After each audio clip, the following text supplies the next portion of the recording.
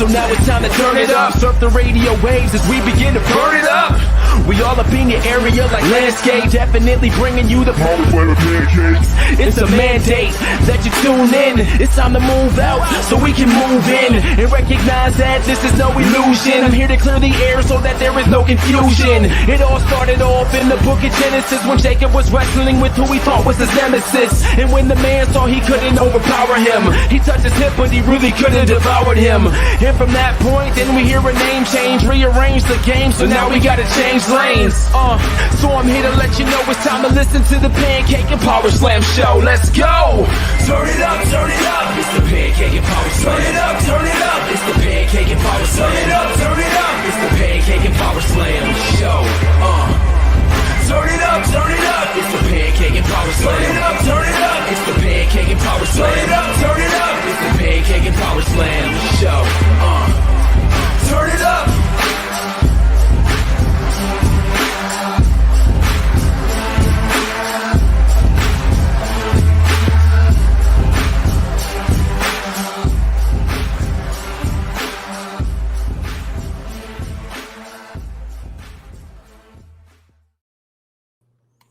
Episode 469, ladies and gentlemen. This is the Pancakes and Powerslam Show. I'm Dr. Chris Featherstone. We are live and living, color getting funky like a monkey if you will, baby. Yeah, that's what we do, baby. Yeah.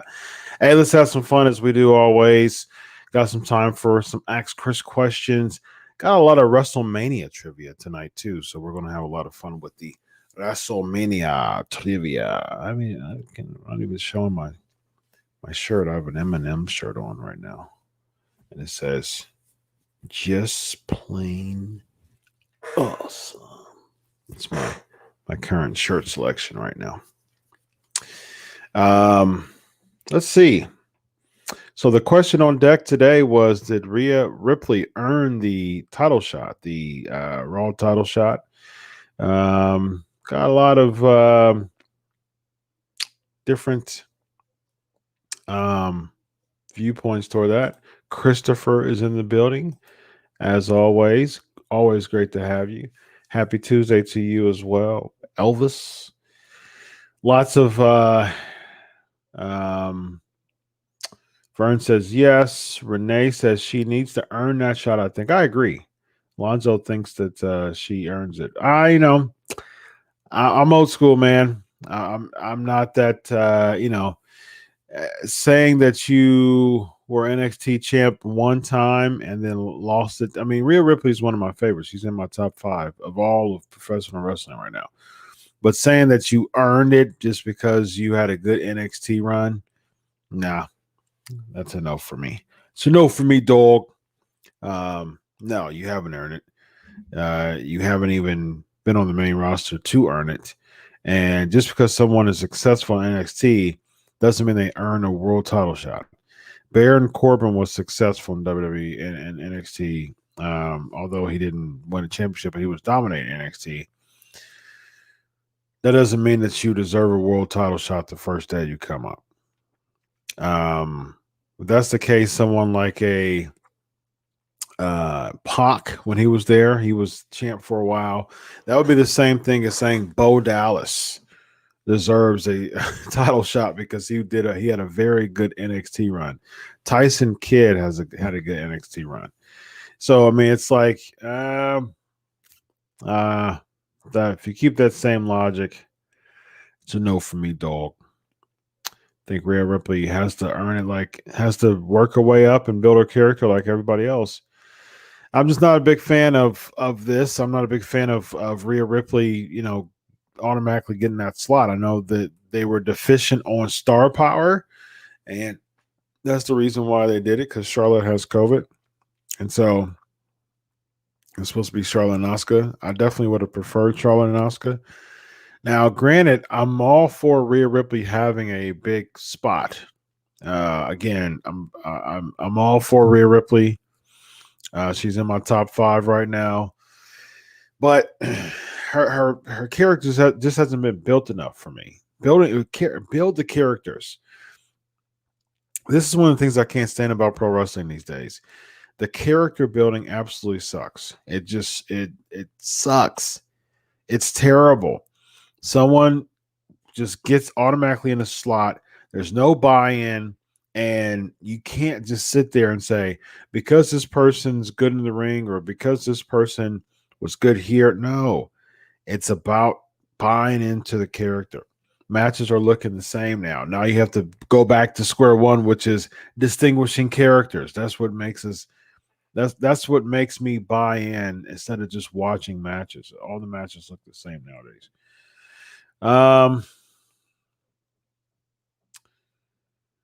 What's up, Josh? Come on, let's give you a shout out, please. Thanks again. I shall think. What do I think of Fastlane? I think Fastlane was just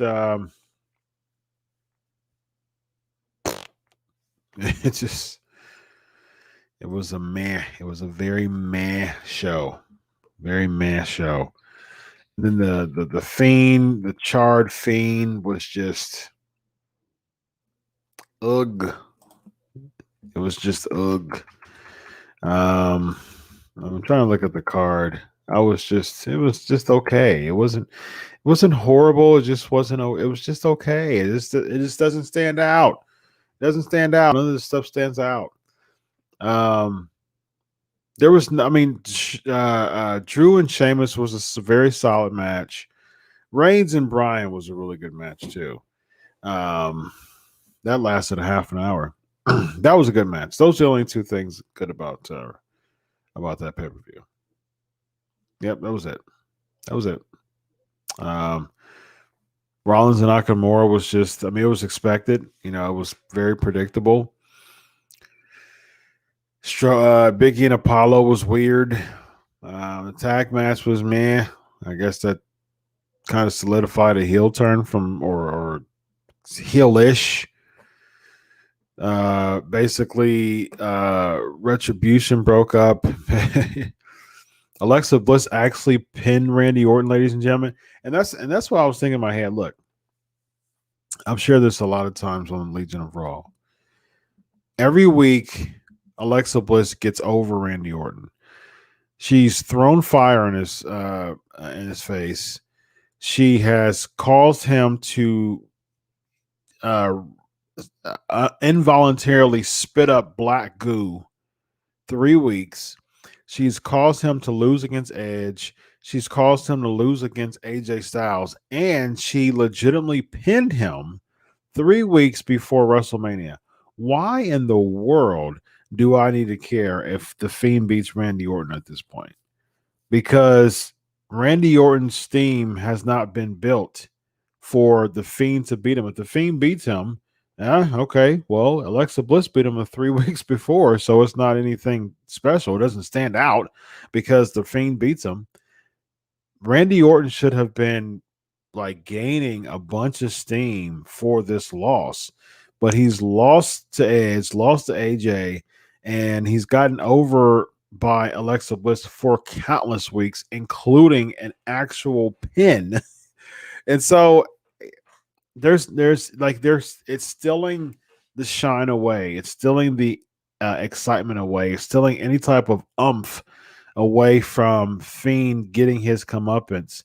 If everybody else, before him, if multiple people before him beat him or got over on him. So it's a really, really poor way to book the Fiend. I was sharing with Vince Russo during our show, and I was like, look, I wouldn't be surprised if Randy Orton beats the Fiend.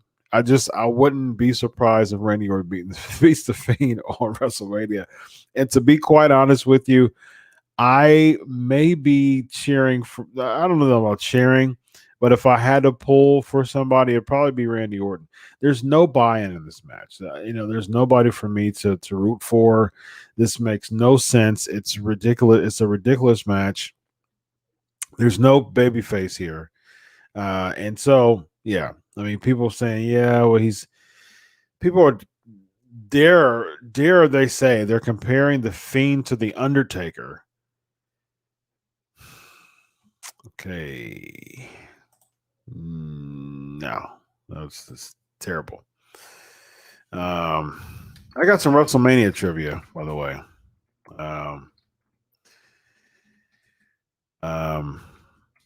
Let's see.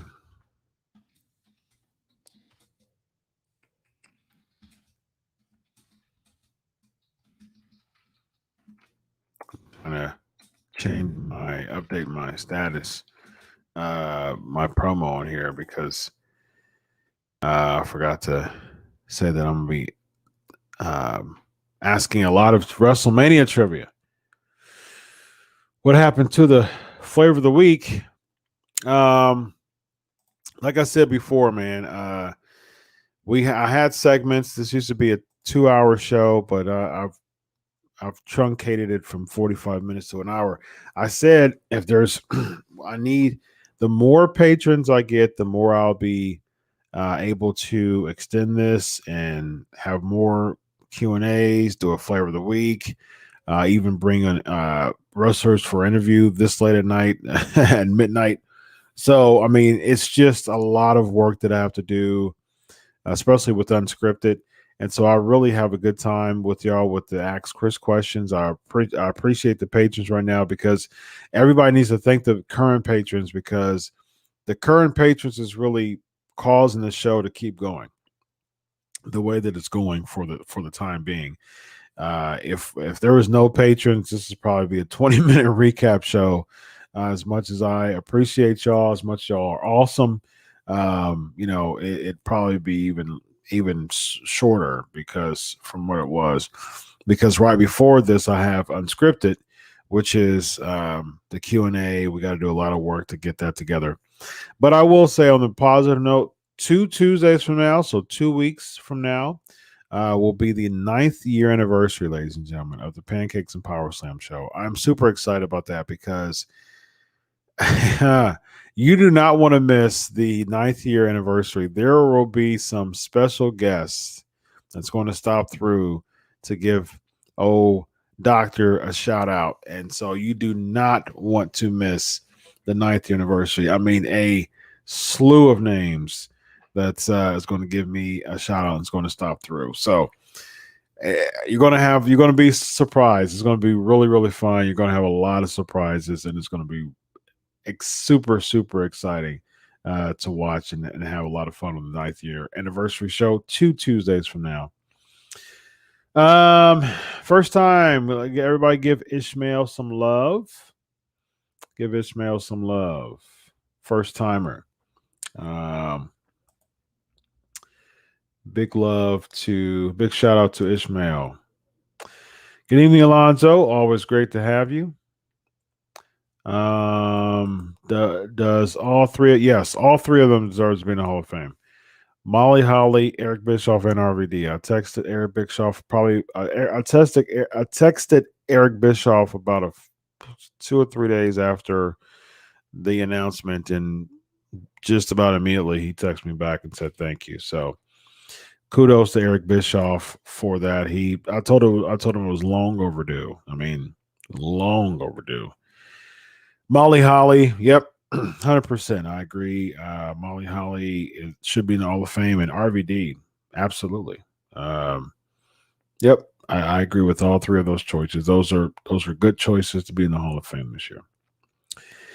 Thoughts on the host for Mania? I mean, Titus is a Tampa guy, so it makes sense. And plus, this is a huge opportunity for Titus O'Neil. I mean, he wouldn't be doing anything else.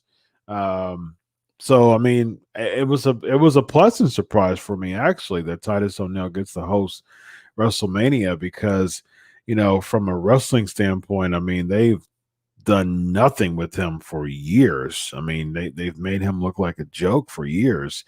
So from an in-ring standpoint, he'd probably be in the Andre Battle Royal getting eliminated within minutes, if probably less than that. So being the Andre Battle Royal, get eliminated within minutes, or actually host the whole show or host WrestleMania. Yeah, absolutely. I would host 100%. And with Hogan, yeah, interesting. And I think there was some, within Titus and Hogan, there was, some, as far as the racist comment, I wonder if I'm sure they'll patch things up professionally, but we'll see how that goes. This should be pretty interesting. Christopher says, I don't think Rhea needs to be in the title picture so fast. Agreed.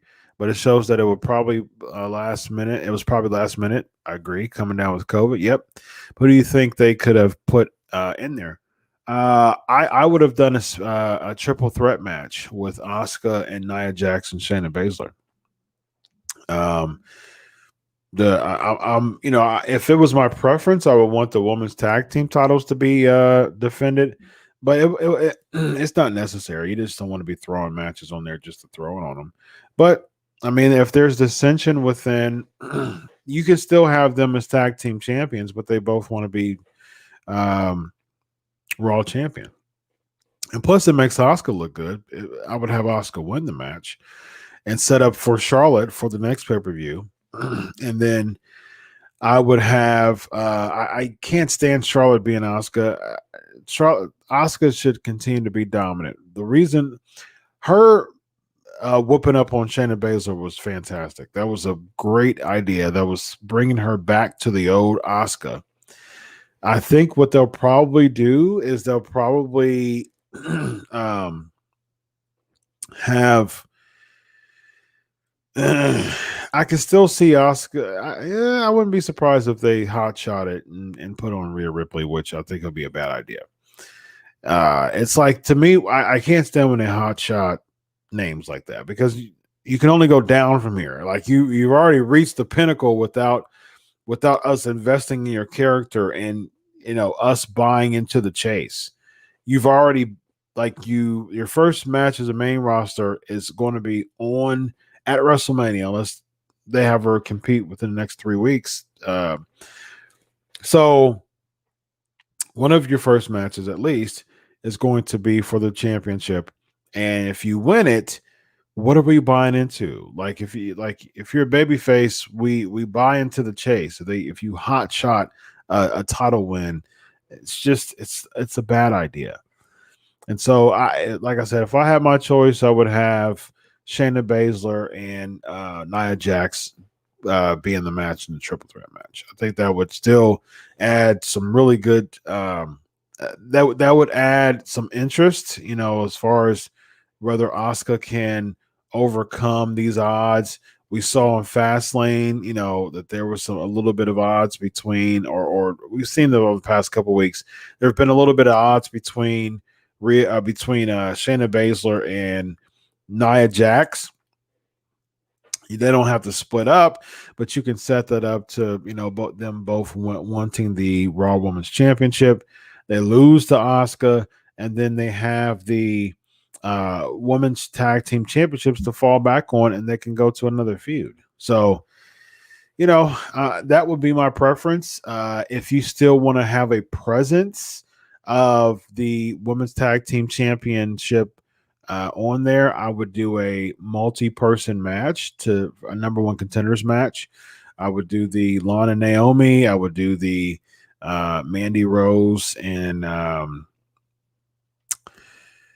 oh goodness, Mandy Rose and Dana Brooke, and I would do I don't know who else you have. I mean, the tag division is terrible, man.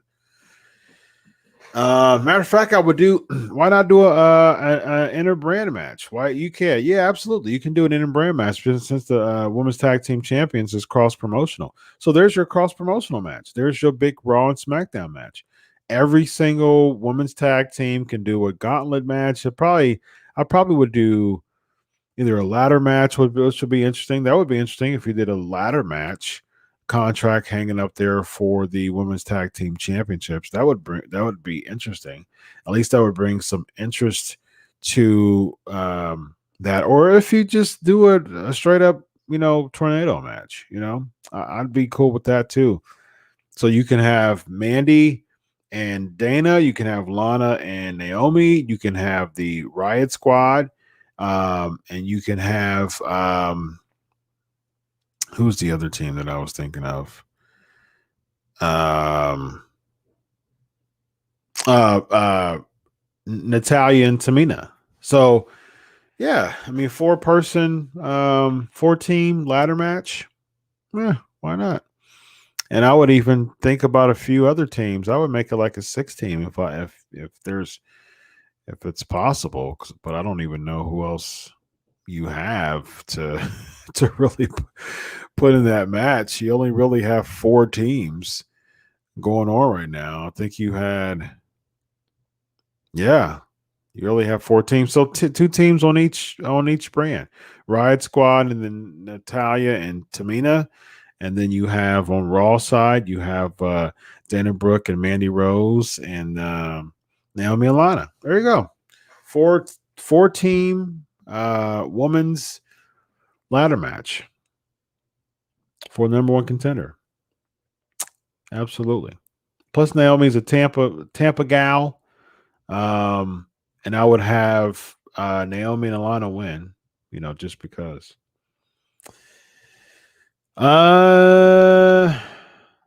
Lots of comments here. Loving it. Let me see. What's up, Dion? Do I think it's going to be a triple threat match? I've considered that. For sure. Yeah, I've considered that. But I don't think it's going to be though. I don't see that happening. Especially since Reigns beat Daniel Bryan. Well, Edge, Edge did.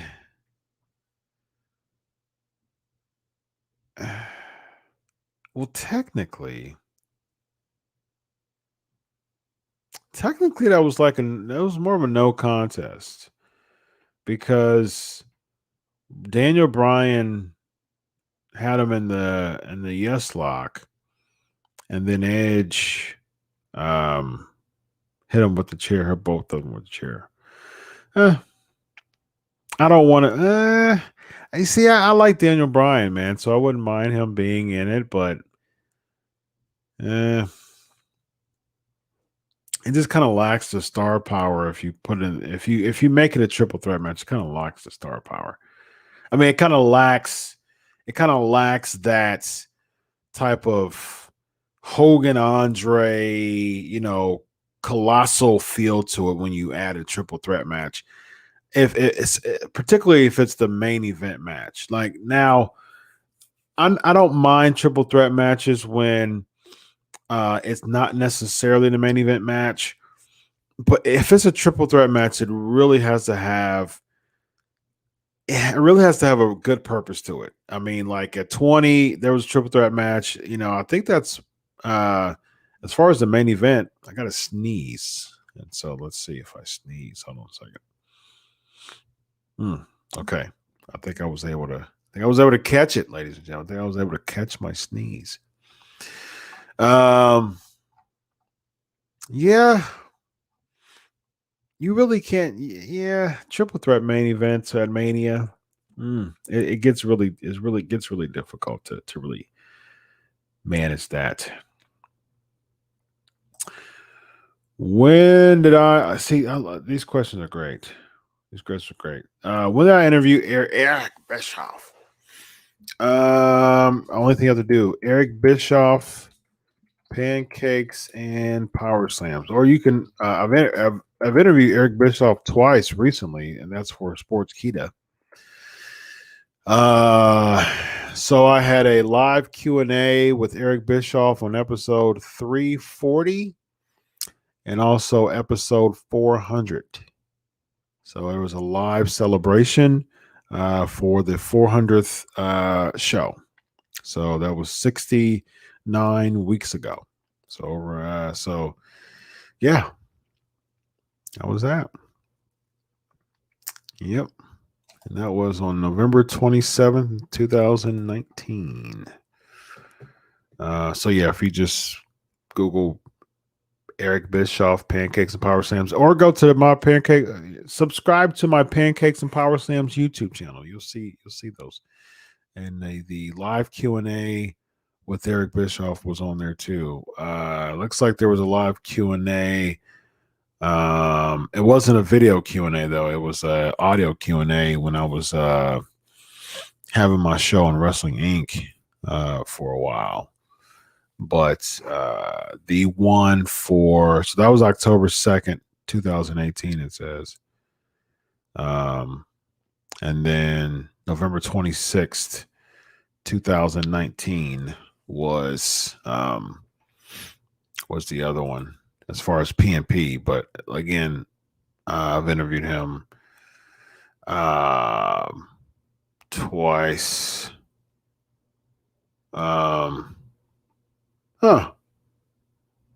Looks like I see more. Let's see. This was I think this was in January of 2018 too. Very interesting. Let me check and see. Yeah, there was one in 2018 and 2019. Yeah, I think I've interviewed him like 4 or 5 times, if I'm not mistaken. Yeah. What am I looking forward to the most at WrestleMania? What match? That's a good question, Alonzo.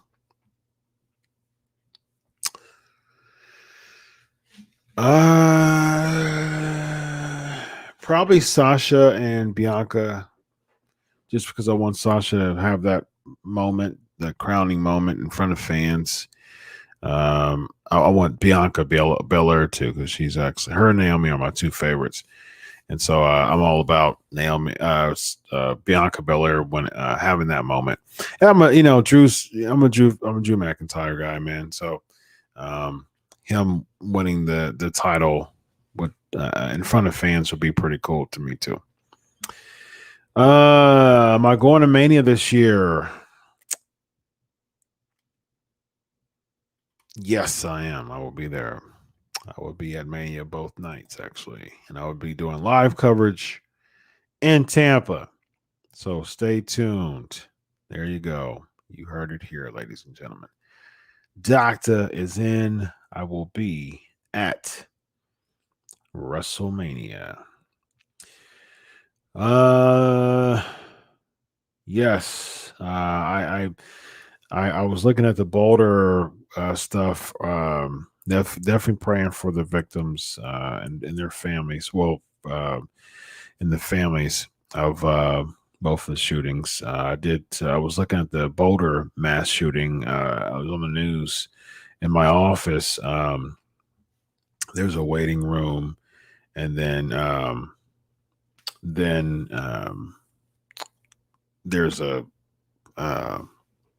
TV, and I was coming out from my office to the front area to get my clients. I was on couples therapy for this particular one, and I was looking at the Boulder coverage for a little bit before we went into the office. So, yeah, very, very sad. Very, very sad stuff. You know, these people are just these people. You know, they need Jesus. I'm definitely praying for all of the victims and families.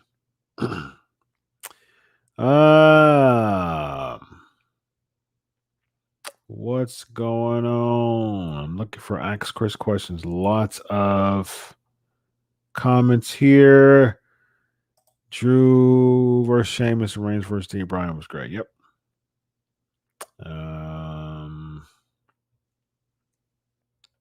No, I've not interviewed Epico before. I love having new interviews because I haven't, I've lost count of my interviews. If anybody want to count my interviews, that would be fantastic.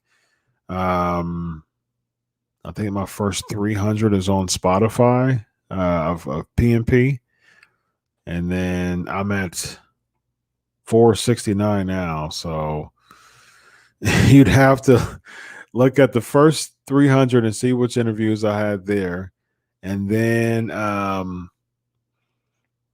after that, so you can look at Blog Talk Radio until I stopped being on Blog Talk Radio like last August, I think it was. So you can see all the interviews until then, from the beginning to August, and then from August to now, you would have to look on my actual YouTube PNP channel. If you haven't subscribed, hit that sub button, and then also all my Sportskeeda stuff. My unscripted show, I interview someone every week, and yeah. So yeah, good stuff. Looking for more. Okay, here we go. Which of these Mania matches is the most ridiculous? Braun versus Sheamus versus Bad Bunny, or Randy versus The Fiend? Again, good question, Alonzo. I would say I'll give you the order of what's bad to worse. Okay. Braun versus Shane is the worst because I mean the story arc is, it's rushed, and it's because of Shane McMahon calling Braun Strowman stupid for no apparent reason. He wasn't stupid when he was dominating people on Raw Underground.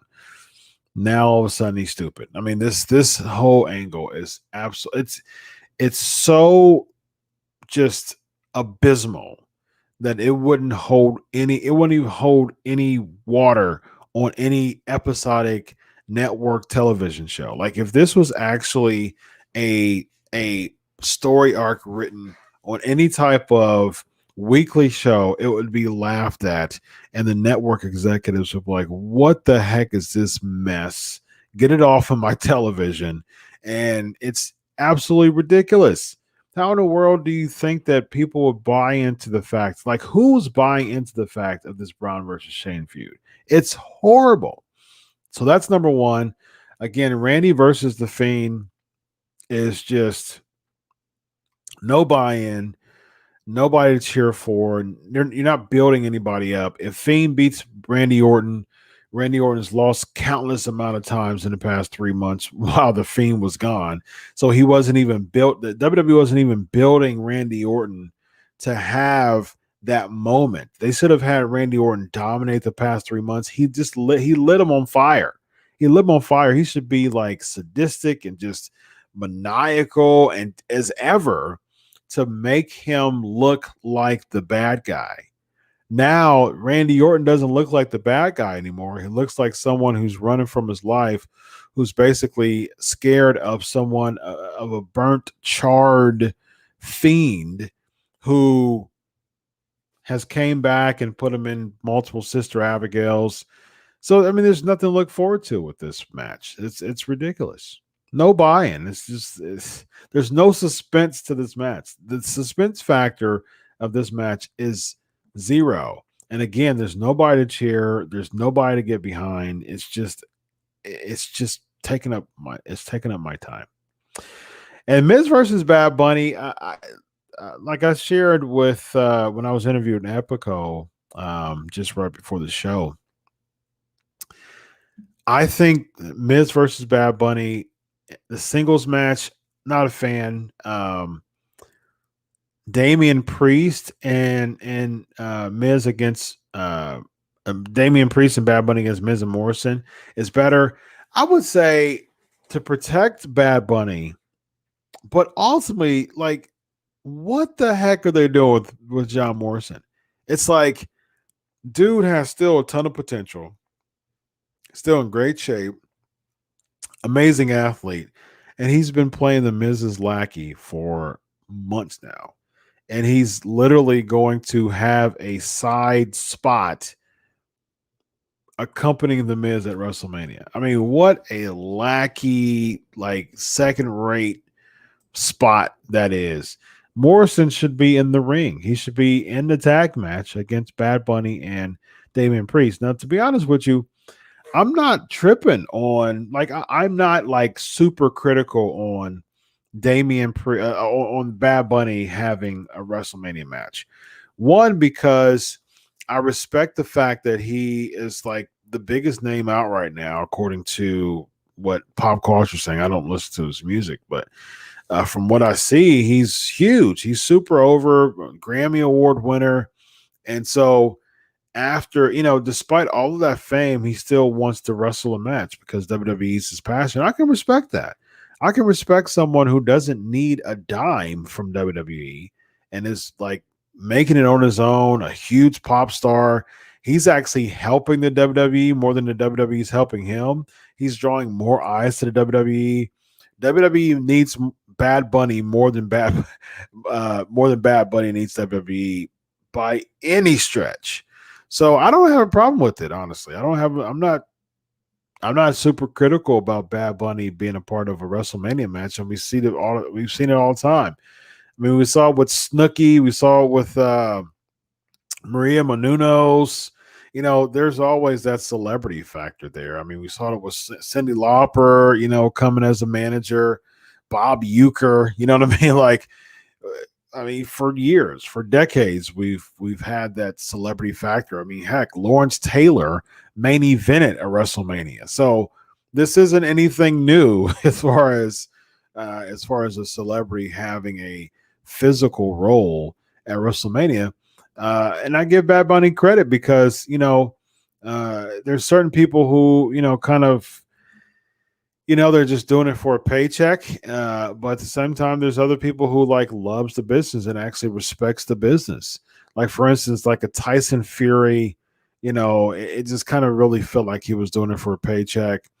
And that's, it's kind of he's drawing people there. They wanted that celebrity factor, but yeah, I mean, kudos that he put a little bit of time in, but you can just tell that wasn't going to last long. So yeah, I mean, there's plenty of celebrities that you can tell was in it for the paycheck, but there's other people like a Pat McAfee as well. I respect him too. I respect the heck out of Pat McAfee when it comes to pro wrestling, when it comes to WWE. He's wrestled multiple matches, and he actually did a very fair job on both of those matches. And one of them was the War Games, and that he took multiple major bumps, on both matches.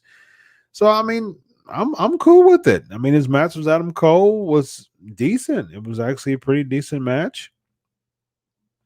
Sure. I mean, if you realize, if you're helping the WWE out, understanding that the WWE needs you more than you need the WWE, and you're helping them out by bringing more eyes to the product, and you're actually busting your butt to train to be in the match, to actually look decent and present yourself and actually have a decent match, Yeah. Why not? Why not? It's good business. So Bad Bunny, I'm hoping, I mean, I'd imagine because he's really passionate about the business, he's gonna give it his all. He's really gonna give it his all. But Bad Bunny doesn't look intimidating whatsoever versus the Miz, who doesn't look intimidating. So I think that Damian Priest and John Morrison element would have been much better to me. I think it would have been much better. Um, yeah, much better.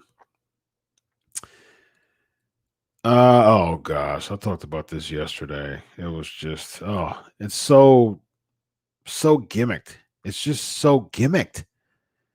It's just, I mean, what in the heck are they doing with Braun Strowman? If it didn't get any worse, now you have a choo-choo train sound when he's going on the Strowman Express. I mean, what type? And again, this happened. Me and Vince Russo was talking about this. This happened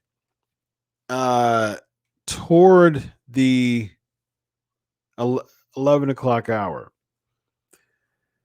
Okay, it's almost 11 o'clock Eastern time. What child is going to be up at 11 o'clock Eastern time on a school day? And even if it was 10 children, what type of, like, that's still a fraction of the minority number of the crowd. I did an extensive piece on this a couple of years ago, and at that point, the median age was around 54. I'd imagine this was still around the same demo, the median age. And so you got a 54-year-old audience that you're catering to at this point. Who at 54 is going to care about Braun Strowman having a choo-choo train sound effect when he runs around the ring and shoulder blocks people? Just horrible. Just absolutely horrible. MSK is cool. I think that, I wasn't a big fan of them winning the Dusty Classic. I think that they pushed them. I think they pushed them way too hard. Yeah, I wasn't a big fan of that. I mean, people didn't know. They started getting booed.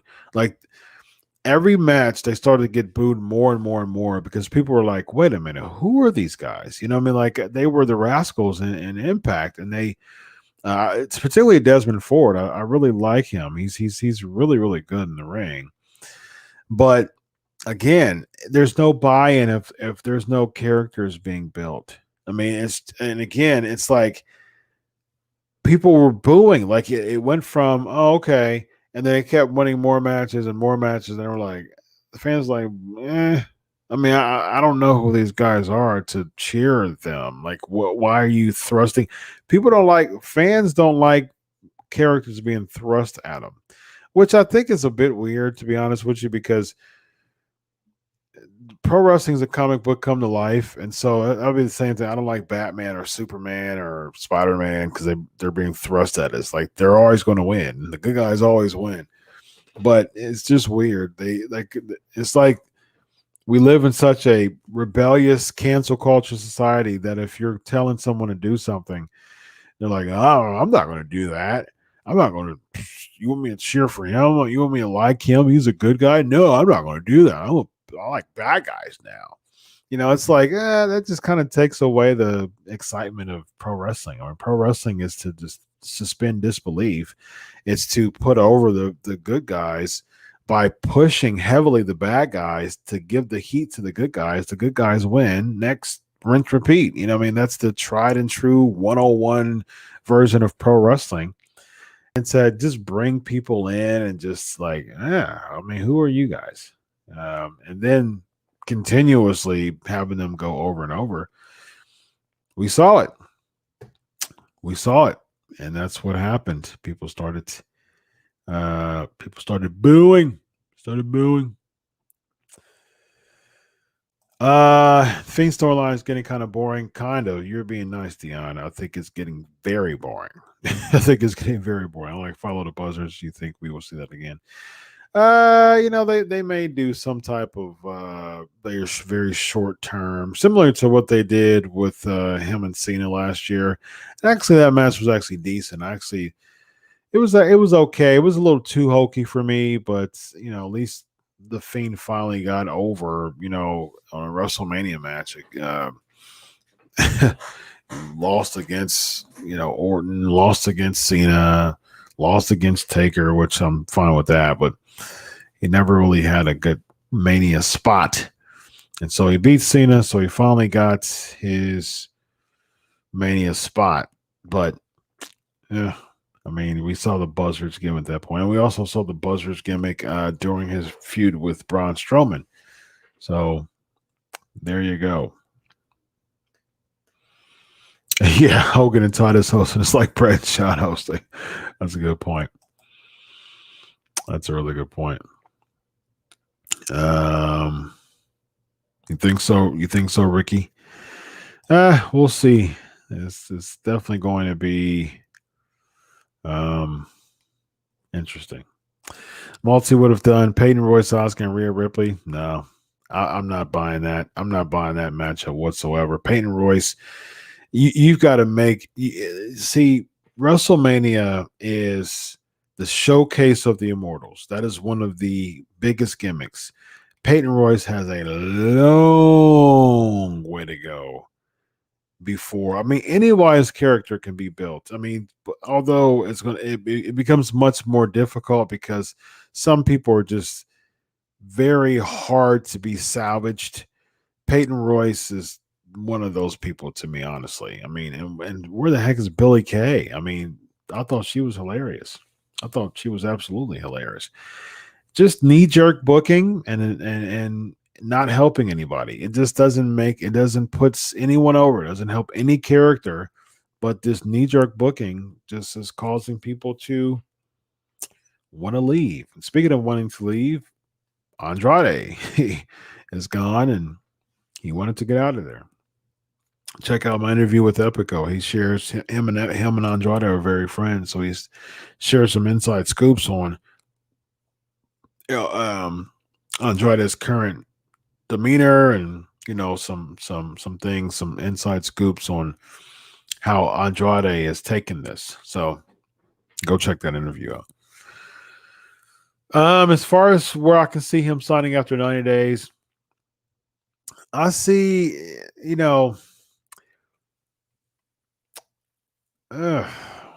Impact Arena Honor was cool. They're cool.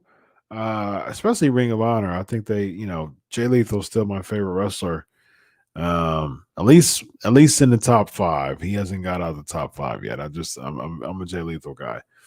But I wish they would have more. I wish they would have fans. Impact too. I wish they would have some kind of fan audience following. But if I had a choice, I think Andrade and Ring of Honor would be pretty good. Because I think a feud between Andrade and Rush would be really, really good. I think it'd be really cool, actually. I'm all for Jay Lethal winning. He's going to go against Rush at the 19th anniversary. Man, I wish that this no compete is, and it's so weird. You're an independent contractor, but you have but you can't compete on televised events for 90 days. This, again, another thing that's super weird about this no compete thing. But I would say that maybe Jay Lethal wins against Rush. Rush gets it back in 3 months. Maybe May, June area time. And then all of a sudden, after Rush beats Jay Lethal to get the title back, then you have oh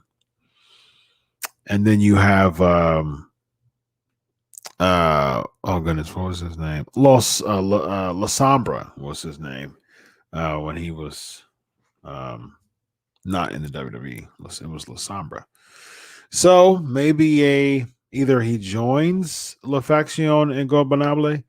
So which I think I think he should feud against them because his name to me doesn't really fit well into being in a faction that's led by Roosh. He's kind of playing second fiddle, coming into the paper, coming into the company, which I wouldn't be a fan of. So I'd be cool with him debuting as a babyface and feuding with Roosh. That'd be pretty cool, actually. Um,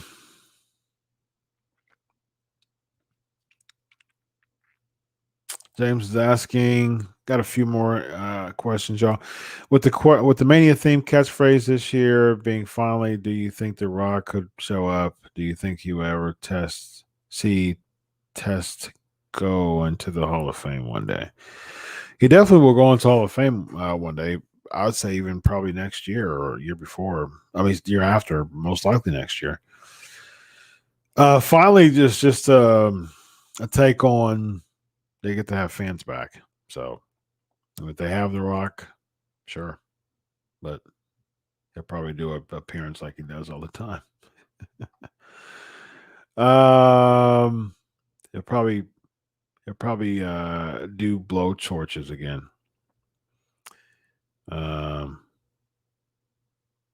Right, not a question, but that's awfully kind of you to think 10 people let alone kids to watch Raw. That's a good point, Multi. Very, very good point.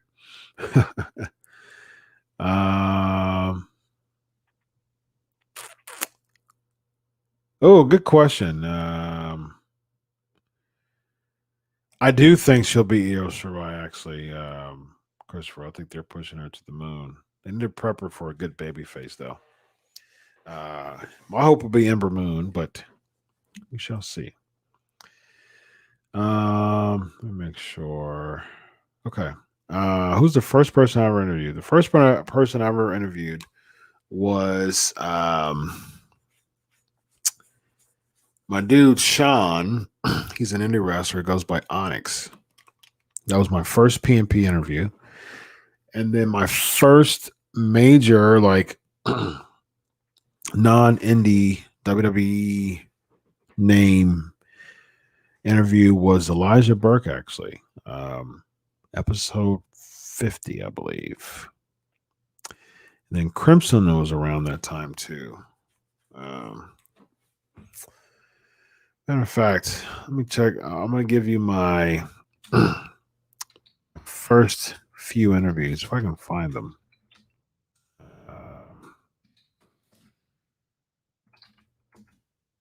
Let's see. I'm going to go way back to the beginning. I'm going to give you my first few. Oh, I forgot I interviewed Johnny Fairplay, Kevin Sullivan, Paul Diamond. Wow. I forgot I interviewed Paul Diamond, ladies and gentlemen, out of anybody. How about that? That's pretty cool. Kevin Sullivan, the Games Master. Keith Lee, Aaron Andrew, Adam Page. I forgot I interviewed Adam Page too. And I interviewed The Blade and Braxton, used to be Braxton Sutter. Huh. Forgot about all these names. Katie Lee Burchell, Robbie E. Oh, pretty cool. Forgot I interviewed all these people.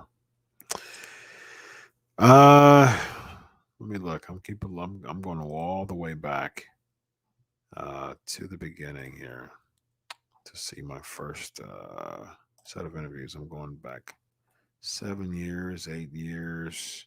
Here we go. All right. I'm on episode 6. Oh. Oh, episode 1, ladies and gentlemen. Oh, wow. What a...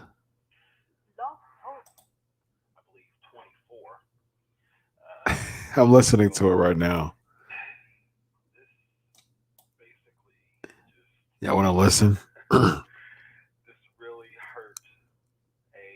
Oh, I'm talking about WrestleMania 16 or something. Oh, I'm listening to the first episode. I'm listening to the very first episode right now. That's so cool, man. The very first episode of PNP.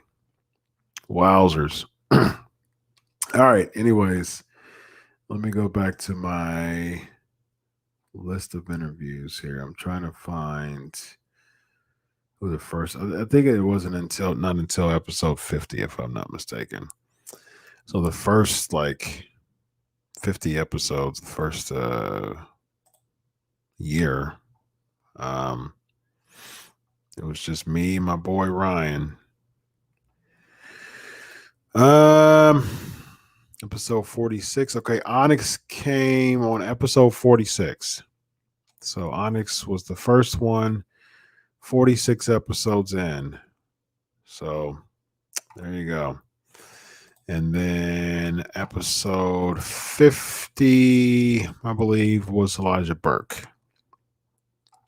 Episode 52. So the 1 year anniversary show was so the 1 year anniversary show was Elijah Burke. That was my first big major interview. And then waited a while. I did have some pretty cool flavor of the week topics though. Looking at it, Crimson was number 2 was Caprice Coleman. There you go, Caprice Coleman from Ring of Honor. And then Crimson, pretty cool. And then,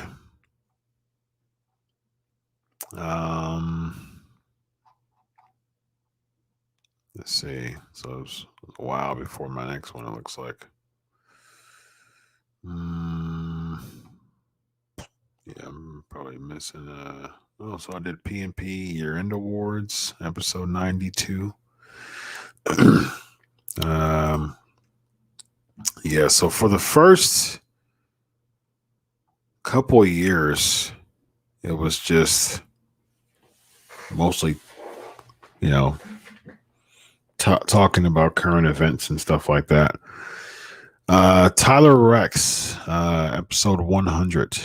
That was another big interview that's early in PNP.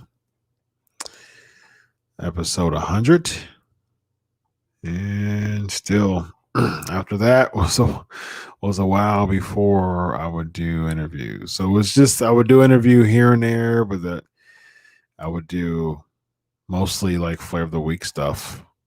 Like talk about current stuff going on, and then new flavor of the week topics. Carlito was next. Actually, Hanson was next after that, which is one of the War Raiders. I think Ivar.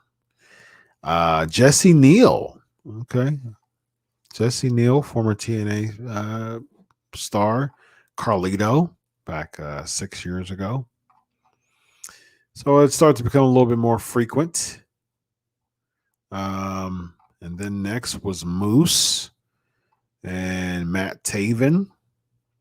So it started to get a little bit more frequent around 6 years ago. JTG, I've had him on my show quite a bit.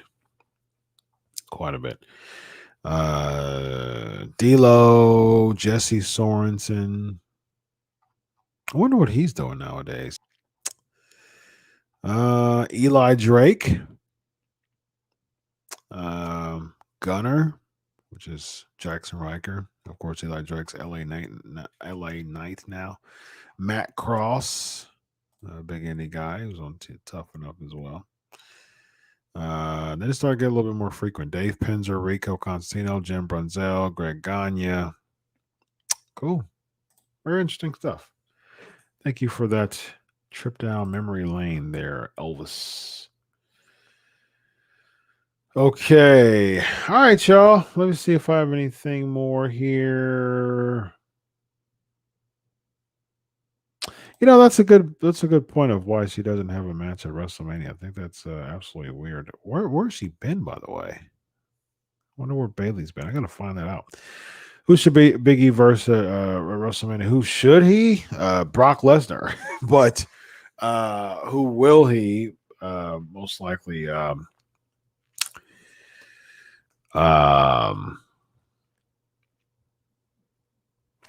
Most likely. Apollo Cruz. Yeah, I think that's a bit weird.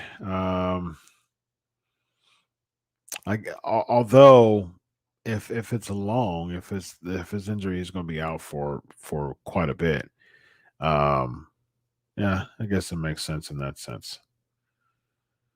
Um, I'm all for it. Like I said, we talked about it on with my interview with Epico. I'm in. Brandon, what's up, man? Good to have you. Good to have you. You know what? Elvis, I'm actually okay with this. I think this is a decent spot for Kevin Owens at WrestleMania, and a decent spot for Sami Zayn. I wish it would have been built better. Again, that's something I'm going to say about just about every single match on Mania. But at the same time, they compete with each other for a while. It's been a while since they've really feuded against each other, and they've never had a big match at WrestleMania. They teamed together when Daniel Bryan came back. It was Daniel Bryan and Shane McMahon, which I think was one of Shane McMahon's best Manias in a while. All this other stuff, the thing with the Miz, Taker, AJ match was good, but Shane is really hit and miss when it comes to Manias. But this one was actually good when he was teaming up with Daniel Bryan. I was actually there in Orlando.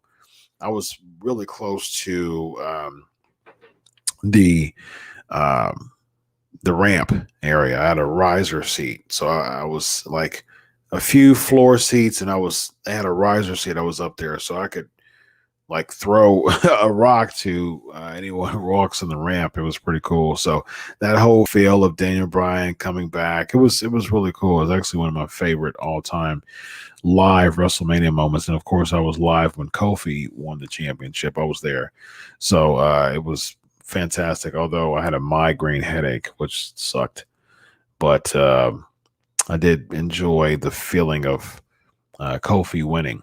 So it's never happened at WrestleMania, so I'm not too critical of it. At this point, you're going to have to put in. You're putting anyone. You're putting anyone to anywhere at this point. It's just no builds. It's just WrestleMania. It's terrible.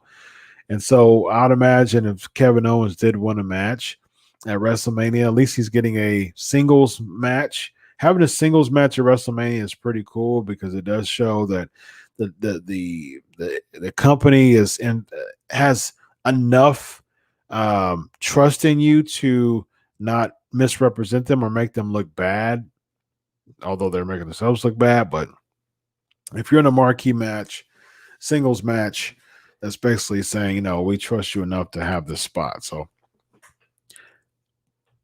I'm cool with it. All right, y'all.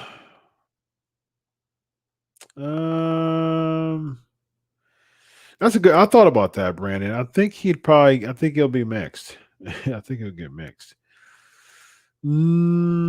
Possibly. I thought about that too. Possibly. No, I don't think so. I don't think he will be this year.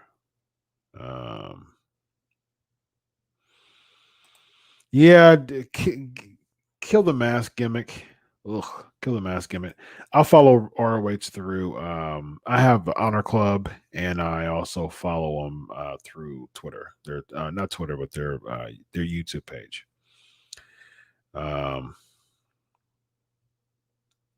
Cool. All right. Let's see what else we got. Where can we find your Pancakes Power Says podcast that aren't on your Pancakes Power Says Wrestling YouTube channel? Just Google Pancakes Power Slams. My stuff will come up on Blog Talk Radio, or you can find it on Spotify or radio, FM radio, I believe, or radio FM or something like that. All the major spots. I'm going to start. I thought about uploading my podcast, but I had to pay for years for Blog Talk Radio, and I was like, just you can download these into an MP3 and listen to them at your leisure. So there you go. Yes, Paul Diamond from the Orient Express, absolutely. Oh, trivia. Oh, okay. Let's do some trivia like really, really, really, really, really, really quick. How many manias have I been to? This will be my fourth one. I went to 20. I went to 33, 34, 35, 2017, 18, 19. And this year I was actually booked to do media last year, but COVID shut media down completely. But I did media in Orlando, I did media in New Orleans, and I did media in New York, New Jersey. And I will be going to Tampa this year. All right. Let's do a couple trivia real quick, y'all. Real quick, because I got to roll. All WrestleMania, okay. Let me try to find. Okay, here we go. Ready? Let me see where my trivia is. All right, here we go. Roman Reigns main event at WrestleMania for 4 years in a row. Name his opponents. That's my trivia for today. Name his opponents.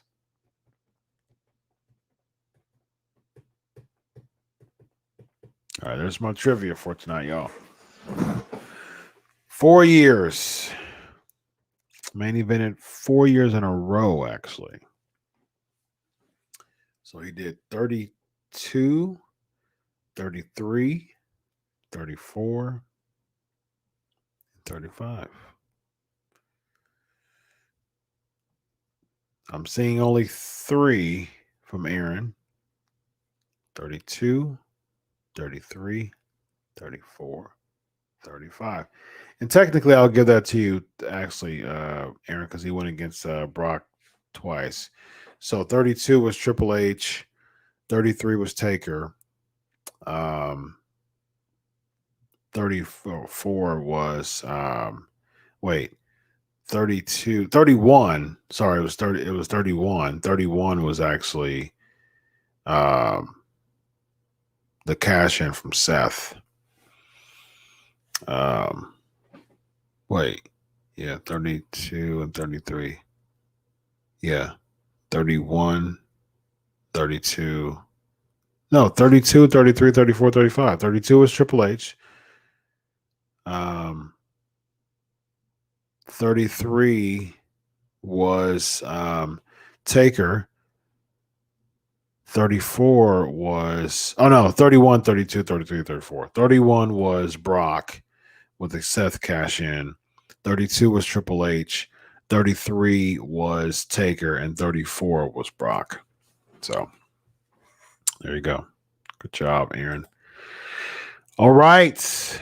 Good stuff, y'all. I got many, many more WrestleMania questions where that comes from, ladies and gentlemen. All right. It's been a while. It's been fun. It's been absolutely amazing. Show me some love on Patreon, patreon.com/pancakes and power slams. Do it now. So hit the Patreon. Appreciate you. I mean, like, if you want to support the show, you literally, I mean, you get t-shirts if you have the top tier, and you get a Ask Chris instead of Ask Chris all the time. I mean, all show is going to be Ask You for a significant portion of the show. That's after eligible after 6 months, and you get a T-shirt after 3 months, T-shirt 6 months, and that's for the top tier. But it's $1. It's $1 a month, guys. All these people who listen and watch the PNP, y'all got $1. So do that for me. Subscribe. All right. So that's my YouTube channel. And also my Pancakes and Powerslams, youtube.com/Pancakes and Powerslams. And then if you want to do just a regular one-time PayPal, that will be there. If you just want to drop some love for thanking for the show. Thank y'all. Appreciate it. It's been fun, y'all. Episode 469 in the books, 2 weeks from the 9th anniversary. Until next week, enjoy a week of wrestling. God bless. And always remember, I do it for you. Have a good night, everybody. Bye-bye.